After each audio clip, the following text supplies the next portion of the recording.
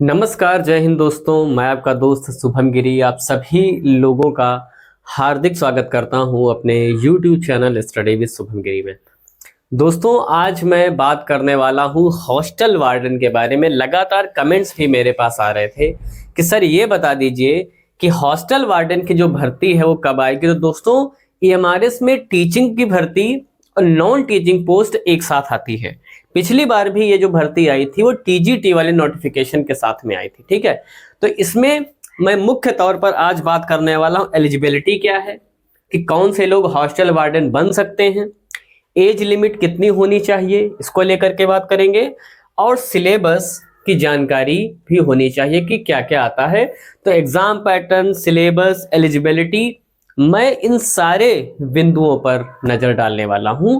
और इसमें मैं बता दूं, मेल हॉस्टल वार्डन अलग वैकेंसी होती है, अलग होता है, और फीमेल हॉस्टल वार्डन अलग रहता है, एक में नहीं होता, थोड़ा सा अलग अलग रहता है। इस बात का भी दोस्तों आप थोड़ा सा ख्याल रखिएगा।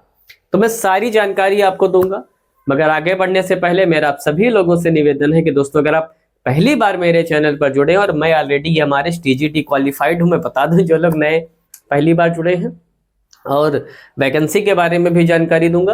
तो अगर आप चाहते हो कि EMRS से रिलेटेड सारी इंफॉर्मेशन आपको निरंतर रूप से मिलती रहे और आप हमारे चैनल पर नए हैं, तो आप प्लीज़ हमारे चैनल स्टडी विद शुभम गिरी को जरूर सब्सक्राइब करें और बेल की घंटी को भी बजा दें, ताकि मेरी आने वाली सारी वीडियोस की नोटिफिकेशन आपको मिलती रहे। और अगर आप हमारे टेलीग्राम चैनल से जुड़ना चाहते हैं तो उसका लिंक आपको डिस्क्रिप्शन बॉक्स में मिल जाएगा। आप उस पर क्लिक करके हमसे डायरेक्ट कनेक्ट हो सकते हैं और मेरा जो अनुभव है हमारे इसका वो मैं आपके साथ साझा करूंगा। तो चलिए, सबसे पहले हम एग्जाम पैटर्न पर नजर हम डालते हैं।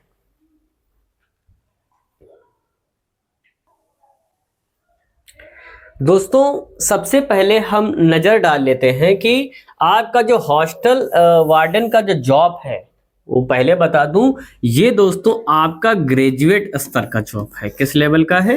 ग्रेजुएट स्तर का जॉब है, यानी जो लोग ग्रेजुएशन कर रखे हैं वही लोग फॉर्म भर सकते हैं, इंटर वाले इसमें नहीं भरते हैं, ठीक है। तो ये दोस्तों हॉस्टल वार्डन आपका है। अगर आप लेवल पूछेंगे तो लेवल आप देखिए, लेवल 5 है। TGT का जो लेवल होता है लेवल 7 होता है, 2 लेवल इससे कम है। अगर आप बेसिक पे की बात करेंगे तो 29,200 रुपए, ठीक है, यहां से आपकी स्टार्टिंग होती है। बाकी जो अलावेंस आपको मिलते हैं, TA DA वगैरह, वो सब आपको मिलता रहेगा, ठीक है। तो 29,200 है, लेवल आपका 5 है। चलिए, अब हम दोस्तों आगे बढ़ते हैं और हम चर्चा कर लेते हैं कि जो आपका एग्जाम पैटर्न है वो कैसा रहेगा। ये देखिए TGT का दिया हुआ है, जिसकी चर्चा जो है मैं बहुत पहले आप सभी लोगों से कर चुका हूं, और ये मैं आ चुका हूं हॉस्टल वार्डन पे, ठीक है। तो चलिए, हॉस्टल वार्डन की चर्चा हम दोस्तों कर लेते हैं, ठीक है। तो सबसे पहले आप देख लीजिए कि the test will be of 2.5 an hour, यानी कि ये जो समय सीमा रहेगी वो आप, तो समय सीमा दोस्तों जो आपकी रहेगी, ठीक है, वो 2.5 घंटे रहेगी, ठीक है, कि 2.5 घंटे में आपका जो पूरा पेपर है वो समाप्त करना है, ठीक है। अब देखिएगा, अगर हम पार्ट्स की बात करें तो टोटल आप देखेंगे 6 पार्ट्स में डिवाइड है। Part 1, part 2, part 3, part 4, part 5, part 6। Part 1 की अगर बात करें तो इसमें जनरल अवेयरनेस से सवाल आएंगे, जो कितने होंगे? 10 क्वेश्चन होंगे। टोटल मार्क्स कितने होंगे? 10 होंगे। इसके बाद अगर हम रीजनिंग एबिलिटी की बात करें तो यहाँ पर भी आपको 20 क्वेश्चंस मिल लग जाएंगे, और कितना? आपके 20 मार्क्स के होंगे, यानी हर एक जो क्वेश्चन है वो आपका 1 नंबर का होगा। नॉलेज ऑफ ICT, कंप्यूटर का नॉलेज आपको होना चाहिए, यहाँ भी आपको 20 क्वेश्चंस मिलेंगे 20 मार्क्स के। इसके बाद लिखा है नॉलेज ऑफ, यहाँ पर थोड़ा सा ध्यान दीजिएगा, POCSO and other children safety related act of government of India, यानी भारत सरकार द्वारा जो बाल संरक्षण से के जो कानून बनाए गए हैं उनसे रिलेटेड आपको यहाँ पर 210 क्वेश्चंस मिलेंगे, ये भी आपके 10 मार्क्स के होंगे, ठीक है। फिर है एडमिनिस्ट्रेटिव एप्टीट्यूड से रिलेटेड सवाल होंगे, यहाँ भी 30 होंगे, और कितना मार्क्स होगा? 30 होगा, ठीक है। अब इसके बाद लैंग्वेज पर आते हैं, ठीक है। अब एक बात दोस्तों याद रखिएगा, दोस्तों यहाँ पर जो लैंग्वेज है, यहाँ पर आपका दोस्तों क्या रहेगा? ये पूरा का पूरा आपका जो रहेगा क्वालिफाइंग रहेगा कि language competency general Hindi, general English and regional language 10 marks, यानी कि ये आपका जो 30 है ये 10 10 10, ये 3 भागों में पूरा आपका डिवाइड है। और टोटल क्वेश्चंस दोस्तों अगर आप देखेंगे तो कितने मिल जाएंगे आपको? 120 सवाल करने हैं, कितने घंटे में? 2.5 घंटे में, ठीक है। चलिए, अब देखिएगा कौन कौन से जो लैंग्वेज हैं आपका दोस्तों इसके अंतर्गत आ जाएगा, ये थोड़ा सा आप यहाँ पर ध्यान दीजिएगा। देखिएगा लिखा है कि बंगाली, डोगरी, इंग्लिश, गारो, गुजराती, हिंदी, कन्नड़ और आपकी कश्मीरी, खासी, ठीक है, मलयालम, मणिपुरी, मराठी, मिजो, नेपाली, उड़िया, संथाली, तेलुगु, उर्दू। यहां पर दोस्तों आपको ध्यान रखना है, ठीक है, कि इनमें से कोई आप तीसरा लैंग्वेज ले सकते हैं। दो तो आप ले ही लोगे, एक आपकी इंग्लिश हो जाएगी, एक आपकी हिंदी हो जाएगी। और इन तीनों में लिखा है 10 मार्क्स ईच सब्जेक्ट, ठीक है, 10 मार्क्स आपका ईच सब्जेक्ट से होगा, तीनों में से 10-10 होगा, ठीक है। अब देखिएगा लिखा है option of regional language is limited to scheduled language of the states having notified vacancy, ठीक है। Every candidate has to opt one language out of aforementioned scheduled language. However, the standard of English and Hindi for those who are optioning under these two language of regional language also will be higher than the standard as the of general English and general Hindi, ठीक है। अभी इसका जो syllabus है उसके बारे में भी दोस्तों हम पूरा जो सिस्टम है वो भी हम आपको बताएंगे। और एक बात ध्यान रखिएगा, आपका 0.25 डिडक्ट हो जाएगा, आपका जो 0.25 है ये डिटेक्ट हो जाएगा अगर आप कोई क्वेश्चन जो है दोस्तों गलत करते हैं, ठीक है। तो ये तो दोस्तों बात हो गई एग्जाम पैटर्न की। अब चलिए हम बात कर लेते हैं एलिजिबिलिटी की, कि अगर आपको दोस्तों हॉस्टल वार्डन बनना है तो उसके लिए आपके पास क्या क्या योग्यता होनी चाहिए। तो चलिए इसके बारे में भी चर्चा दोस्तों जो है हम कर लेते हैं, ठीक है। चलिए दोस्तों अब हम बात कर लेते हैं कि आपके पास क्या क्या योग्यता होनी चाहिए, ठीक है। देखिएगा लिखा है नॉट आपकी जो एज होनी चाहिए 35 साल से अधिक नहीं होनी चाहिए। बाकी आप अगर SC ST OBC में आते हैं तो जो भी आरक्षण का लाभ मिलता है एज में वो आपको मिलेगा, जैसे कि SC को 5 साल की छूट है, OBC को 3 साल की छूट है ना, तो ये छूट आपको मिलेगी। अब देखिए हॉस्टल वार्डन कौन बन सकता है, लिखिए 4-year integrated degree course of regional college of education of NCERT और other NCERT recognized institution of concern subject, ठीक है। कोर्स भी होते हैं हॉस्टल वार्डन से संबंधित, तो अगर कोई उससे रिलेटेड या कोई अन्य कोई 4 वर्षीय आपने इंटीग्रेटेड कोर्स किया है इंटर के बाद तो भी आप एलिजिबल हो जाएंगे। और दूसरी सामान्य सा है कि bachelor degree from any recognized university in India, यानी कि आपने सामान्य ग्रेजुएशन कर रखा है, BA BSc BCom कुछ भी कर रखा है, BBA कर रखा है, तो आप इस दोस्तों इस पद के योग्यताधारी हो जाएंगे। तो ये तो बात हो गई एलिजिबिलिटी के बारे में। अब चलिए हम बात कर लेते हैं सिलेबस के बारे में। और यहाँ एक चीज दोस्तों है, मैं उसको थोड़ा सा क्लियर करना चाहूंगा कि यहाँ पर कहीं भी अगर आप ध्यान देंगे, थोड़ा सा मैं पीछे जा रहा हूं, ठीक है,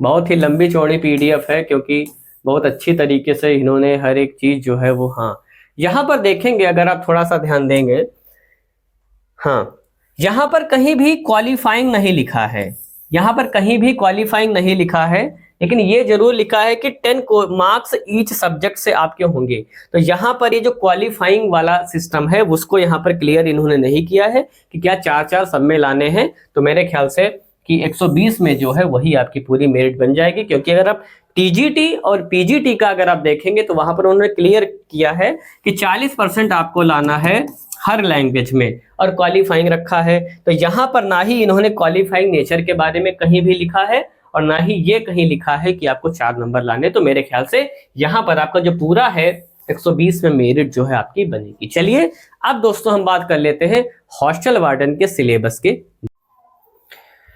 चलिए दोस्तों अब हम हॉस्टल वार्डन के सिलेबस की चर्चा अब हम कर लेते हैं। तो सबसे पहले हम जनरल अवेयरनेस की बात कर लेते हैं। जनरल अवेयरनेस में देख लीजिए क्या आ जाएगा, जिसमें आपका जनरल नॉलेज से रिलेटेड सवाल होंगे, करंट अफेयर्स होंगे और special emphasis in the field of education. ये दोस्तों तीनों में कॉमन है, TGT PGT कोई भी हो, ये टॉपिक आपको सब में सेम मिलेगा, ठीक है। इसके बाद रीजनिंग पर आते हैं, ये टॉपिक भी आपका सेम मिलेगा, कॉमन मिलेगा, तीनों में आपको सेम सब्जेक्ट मिल जाएंगे।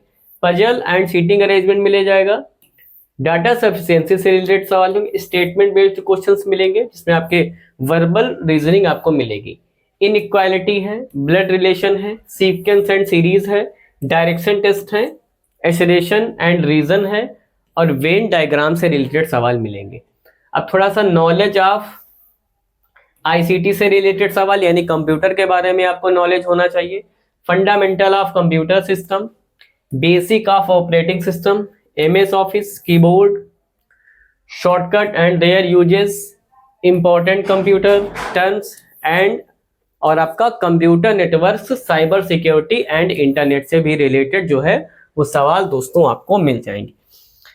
और इसके बाद हम बढ़ते हैं यहाँ से नॉलेज ऑफ, इसके बारे में मैंने आपको अभी थोड़ी देर पहले बताया भी था, ठीक है। जैसे देखिए, knowledge of POCSO and other children safety related acts of government, यानी भारत सरकार ने जो बच्चों के संरक्षण से संबंधित कानून बनाए हैं उनके बारे में दोस्तों ठीक ठाक नॉलेज आपको होनी चाहिए। जैसे कि the prohibition of child marriage act जो दोस्तों 2006 बना है, इसके बारे में दोस्तों है।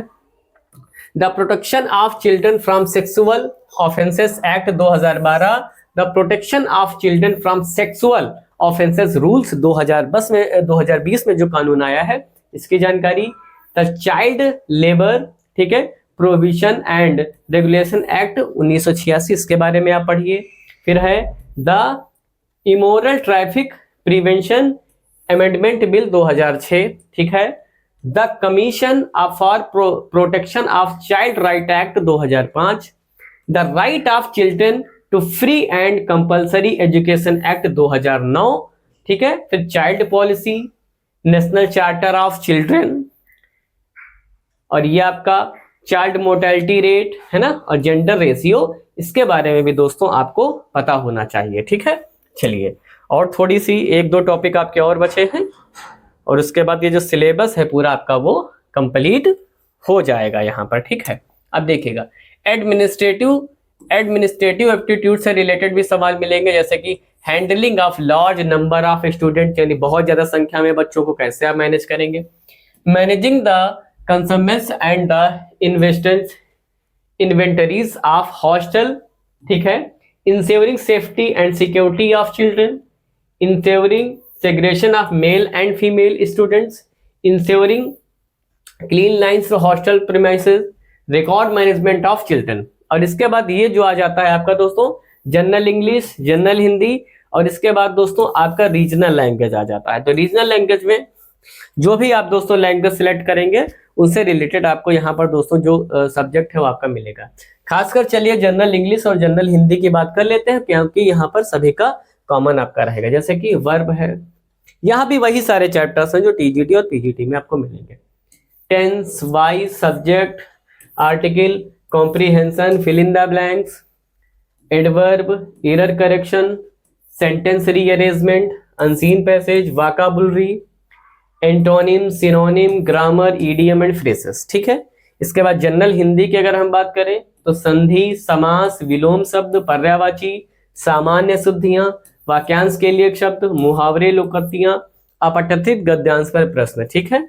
और इसके बाद दोस्तों जो आपका तीसरा लैंग्वेज है वो आपका दोस्तों रीजनल लैंग्वेज है, उससे रिलेटेड जो दोस्तों जो सवाल हैं वो आपको मिल जाएंगे, ठीक है। तो ये दोस्तों सिलेबस था हॉस्टल वार्डन के बारे में, जो मैंने आपको पूरा का पूरा समझा दिया है, हर एक चीज के बारे में भी अवगत करा दिया है। फिर भी अगर आपके मन में कोई सवाल रह गया हो तो आप प्लीज कमेंट करके हमसे सवाल कर सकते हैं और हमसे आप पूछ सकते हैं।